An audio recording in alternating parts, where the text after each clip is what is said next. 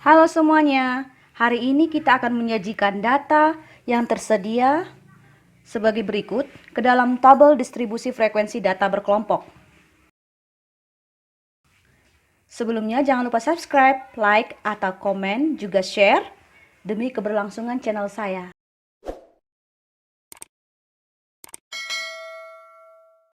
Nah, untuk menyajikan data ini ke dalam tabel distribusi berkelompok, kita terlebih dahulu harus menentukan yang namanya range.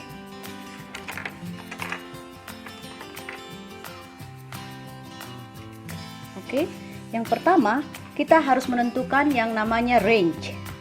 Range, seperti yang telah kita bahas pada pertemuan sebelumnya, kita sebut sebagai jangkauan, di mana range adalah data maksimal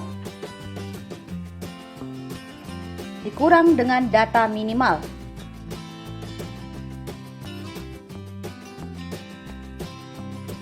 Yaitu berdasarkan data kita di sini, data yang terbesar adalah 87.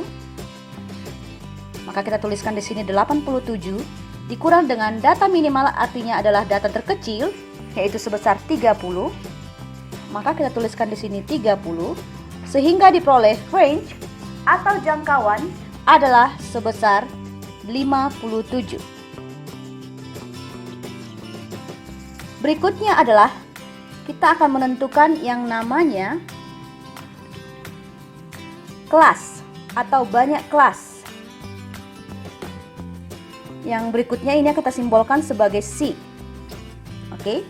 Banyak kelas berdasarkan formula Struges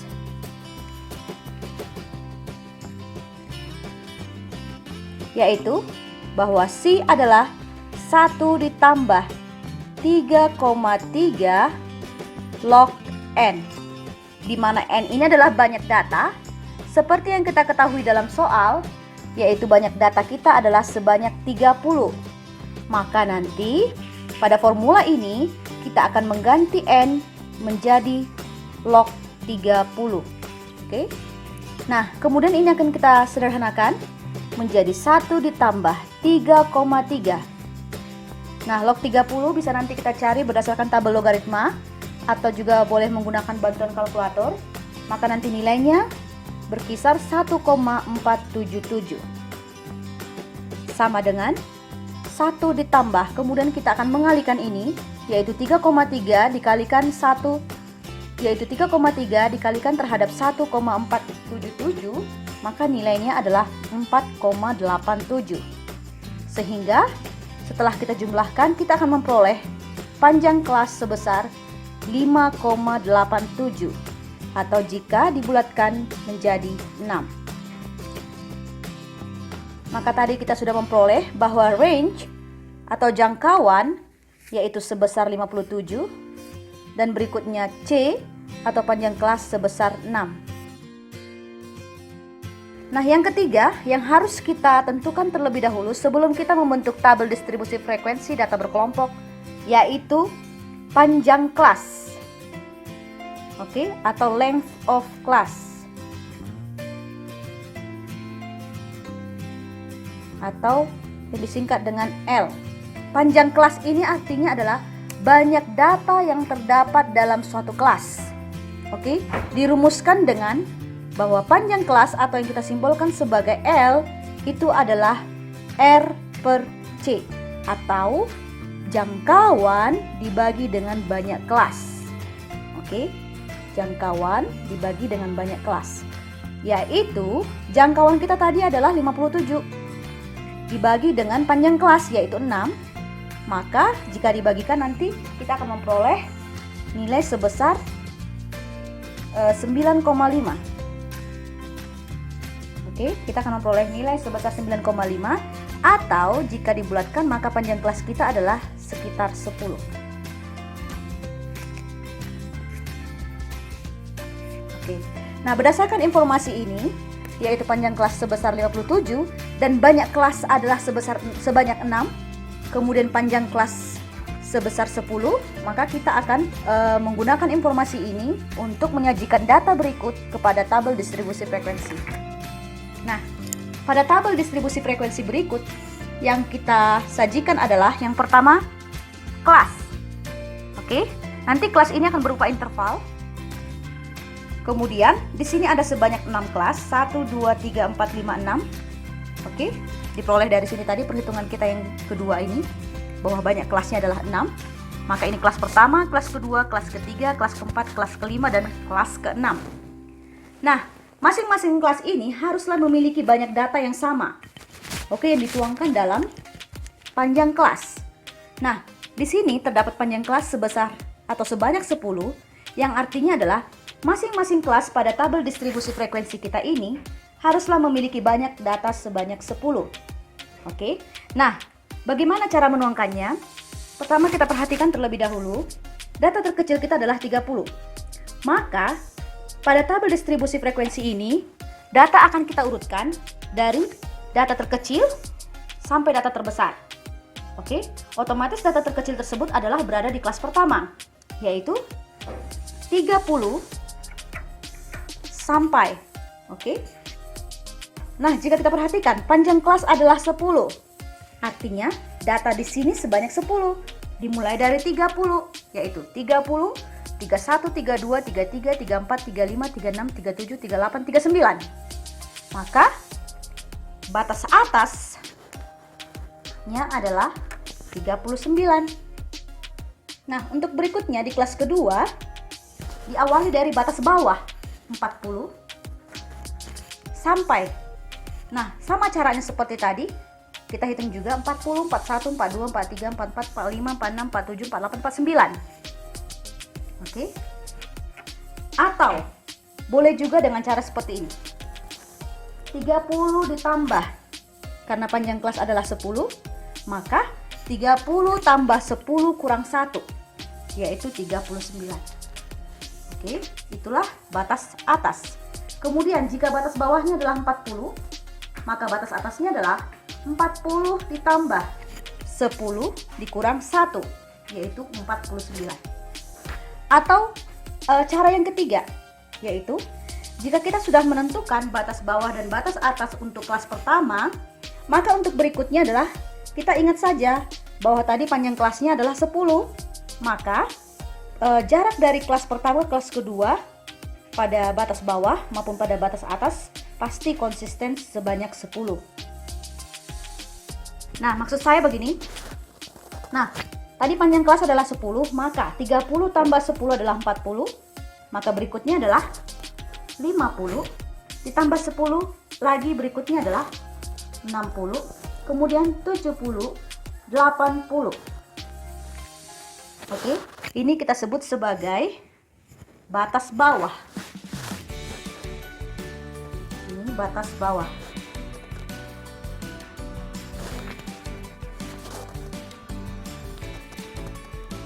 Kemudian batas atasnya tambah 10 juga, yaitu 39 tambah 10 adalah 49, tambah 10 adalah 59, berikutnya 69, 79, dan 89. Nah, mari kita lihat apakah data kita yang berada di sini sudah tercover pada kelas yang telah kita tuangkan dalam tabel berikut. Coba kita lihat, 60 sampai 89, berarti data paling besar itu adalah 89. Mari kita cek apakah sudah terpenuhi. Oke, benar. Data terbesar pada data kita ini adalah 87 dan sudah terpenuhi di tabel kita ini. Kemudian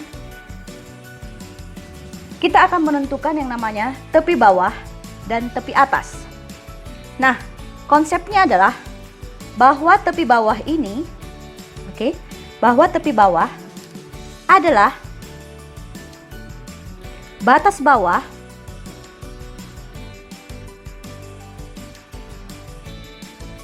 dikurang dengan 0,5. Oke, batas bawah dikurang 0,5. Nah, jika kita lihat pada kelas kita ini, batas bawah itu adalah 30, 40, 50, dan seterusnya sampai 80. Masing-masing batas bawah pada tiap-tiap kelas akan kita kurangkan dengan 0,5. Sehingga batas bawah kita, tepi bawah kita adalah untuk kelas pertama 30 dikurang 0,5 adalah 29,5. Nah, berikutnya 40 dikurang 0,5 adalah 39,5. Nah, jika kita perhatikan jarak dari kelas pertama ke kelas kedua pada tepi bawah adalah sebesar 39,5 kurang 29,5 sama dengan 10. Di mana 10 itu adalah panjang kelas. Oke, sehingga untuk menentukan tepi bawah berikutnya, kita tidak perlu lagi harus mengurangkan 50 terhadap 0,5. Oke, akan tetapi boleh juga dengan cara tinggal tambahkan dengan 10 atau sesuai dengan panjang kelas kita ini. Oke, sehingga untuk kelas ketiga tepi bawahnya adalah 49,5, kemudian 59,5, 69,5, dan yang terakhir adalah 79,5. Nah, kemudian kita akan menentukan yang namanya tepi atas. Oke, tepi atas itu adalah batas atas ditambah 0,5. Oke, batas atas ditambah 0,5. Nah, sebagaimana kita ketahui sebelumnya bahwa batas atas itu adalah ini. Oke, data yang terdapat pada sebelah kanan kelas ini. Oke, ini dia 39, 49, 59 dan seterusnya. Oke, ini kita sebut sebagai batas atas. Nah, untuk kelas pertama, tepi atasnya itu adalah batas atas yaitu 39,5 ditambahkan dengan 0,5, yaitu nilainya adalah 39,5. Dan kelas kedua 49 tambah 0,5 menjadi 49,5. Nah, jika kita perhatikan konsepnya sama dengan tepi bawah, di mana tepi atas kelas pertama ke tepi atas kelas 2, selisihnya atau jaraknya adalah sebesar 10. Oke, dengan kata lain, tepi atas kelas pertama ke tepi kelas atas kedua dan ke tepi atas kelas berikutnya selisihnya masing-masing adalah 10 atau ditambah-tambah 10. Maka ini adalah 59,5, 69,5, 79,5 dan 89,5. Nah, jika kita perhatikan tepi atas dan tepi bawah, oke, tepi atas kelas pertama sama dengan tepi bawah kelas kedua. Berikutnya juga tepi atas kelas kedua sama dengan tepi bawah kelas pertama. Demikian seterusnya. Kita akan masuk ke tabel pada kolom yang keempat, yaitu untuk menentukan midpoint. Midpoint ini disebut juga dengan titik tengah atau nilai tengah. Oke, nilai tengah dari kelas kita ini. Nah, sehingga untuk menentukan nilai tengah ada dua rumus atau ada dua cara yang bisa kita lakukan. Yang pertama adalah kita akan menjumlahkan tepi bawah terhadap tepi atas, kemudian dibagi dua. Oke, konsep nilai tengah adalah biasanya tambahkan bagi dua. Oke, mari kita tambahkan. 29,5 ditambah 39,5 adalah 69. Oke, 69 dibagi 2. 69 dibagi 2 adalah 34,5. Oke, maka midpoint kelas pertama adalah 34,5. Atau cara yang kedua, yaitu kita akan menambahkan batas bawah terhadap batas atas kelas pertama. Oke, 30 tambah 39 adalah 69 dibagi 2 sama dengan 34,5. Nah, itu dia caranya. Yang pertama tadi tambahkan tepi bawah terhadap tepi atas. Yang kedua adalah tambahkan batas bawah terhadap batas atas. Hasilnya akan sama, yaitu 69,2 sama dengan 69 dibagi 2 sama dengan 34,5. Nah, hal yang sama akan kita lakukan pada kelas kedua. Kita akan menentukan midpointnya, yaitu kita tambahkan 40 tambah 49, yaitu 89 dibagi 2 sama dengan 44,5. Oke, nah jika kita perhatikan selisihnya 44,5 terhadap 34,5 adalah 10, di mana 10 itu adalah panjang kelas. Maka dengan kata lain, untuk menentukan panjang kelas pertama ke panjang kelas berikutnya dan juga berikutnya, kita boleh menambahkan 10. Oke, sesuai dengan panjang kelas. Maka untuk kelas ketiga, nilai tengahnya adalah 44,5 tambah 10, yaitu 54,5, 64,5, 74,5, 84,5. Oke, inilah dia yang merupakan midpoint dari kelas kita ini. Oke, dari tabel distribusi frekuensi kita ini. Nah, kita akan masuk ke kolom berikutnya, yaitu mengenai frekuensi. Frekuensi itu adalah banyak data yang berada pada kelas kita ini. Nah, kelas pertama itu adalah semua data yang memenuhi interval 30 sampai 39. Oke, dengan kata lain, kita akan mencari data pada data di atas ini yang memenuhi 30 sampai 39. Ada sebanyak berapa gitu ya? Coba kita lihat, 30 sampai 39 itu dipenuhi oleh 30 dan 31. Oke, 40 nggak lagi masuk ke kelas pertama, itu sudah ke kelas kedua. Dengan kata lain, banyak data yang berada pada kelas pertama ini adalah sebanyak 2. Maka kita tuliskan di sini 2. Oke, demikian ya. Nah, kemudian kelas kedua itu adalah data yang berada pada interval 40 sampai 49.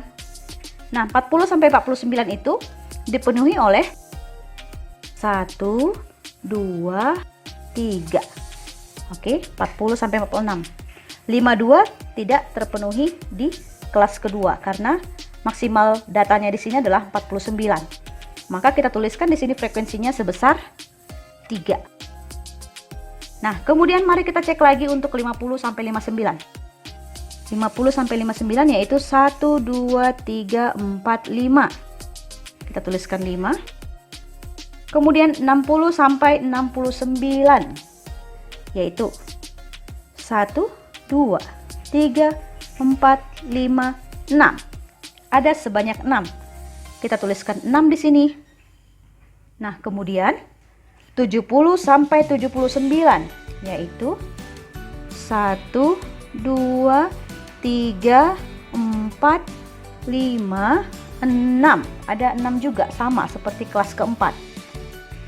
Nah, kemudian kelas yang terakhir adalah kelas ke-6, yaitu data dari mulai 80 sampai 89. Mari kita cek ada sebanyak berapa? 1, 2, 3, 4, 5, 6, 7, 8.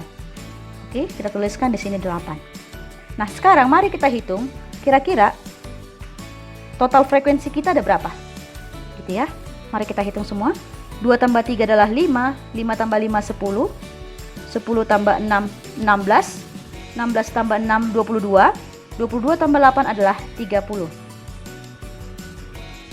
Oke, berdasarkan penjumlahan yang kita lakukan pada kolom frekuensi, terdapat data sebanyak 30. Dan jumlah frekuensi di sini haruslah sesuai dengan jumlah data yang terdapat pada kasus kita yang telah diterangkan di atas ini. Dan ternyata benar bahwa di sini terdapat 30 siswa dan total frekuensi kita juga sebesar 30. Nah, kolom terakhir yaitu tentang frekuensi relatif. Nah, frekuensi relatif ini maksudnya adalah kita akan mengubah frekuensi ini dalam persen. Caranya, nah jika kita lihat pada kolom pertama, frekuensinya ada sebesar 2 dibagi dengan total frekuensi yaitu 30 dikali dengan 100% sama dengan berarti 200 dibagi 30 atau 20 dibagi 3 adalah sekitar 6,67%. Nah, kelas kedua 3/30 dikali 100% yaitu 10%. Nah, berikutnya adalah 5/30 dikali 100% sama dengan artinya 50 dibagi 3, ya kan? 5 kali 10/3 yaitu sebesar 16,67%. Nah, kemudian kelas keempat sama dengan kelas kelima yaitu 6/30 dikali dengan 100%. Sama dengan 6 dibagi 3 adalah 2 kali 10 sama dengan 20%. Dan kelas terakhir adalah kelas ke-6 dengan frekuensi 8/30 dikalikan dengan 100%, artinya 80 dibagi 3 yaitu sekitar 26,67%. Nah, jika ditotalkan, frekuensi relatif haruslah sebesar 100%. Oke, demikianlah penjelasan saya mengenai bagaimana cara menyajikan data ke dalam tabel distribusi frekuensi untuk data berkelompok, di mana di sini kita telah belajar bagaimana menentukan yang pertama panjang kelas, kemudian banyak kelas atau disingkat dengan C dengan rumus atau formula 1 tambah 3,3 log N, dan yang ketiga kita juga sudah belajar menentukan panjang kelas. Kemudian kita sudah belajar berdasarkan informasi ini bagaimana menentukan tabel distribusi frekuensi yang di dalamnya terdapat batas bawah, batas atas, tepi bawah, tepi atas, midpoint atau titik tengah yang disimbolkan dengan XI. Kemudian frekuensi yang disimbolkan dengan FI. Oke, I ini adalah indeks untuk data berkelompok, yaitu I kelas pertama 2, 3, 4, 5, 6. Dan kemudian kita juga sudah menentukan frekuensi relatif yang menuangkan frekuensi dalam bentuk persen. Oke, semoga dengan penjelasan saya ini anak-anak semua mengerti materi kita dan menjadi modal yang baik untuk membahas ukuran-ukuran statistik berikutnya. Oke, terima kasih semuanya. Jangan lupa subscribe, share, like, maupun komen. Bye-bye.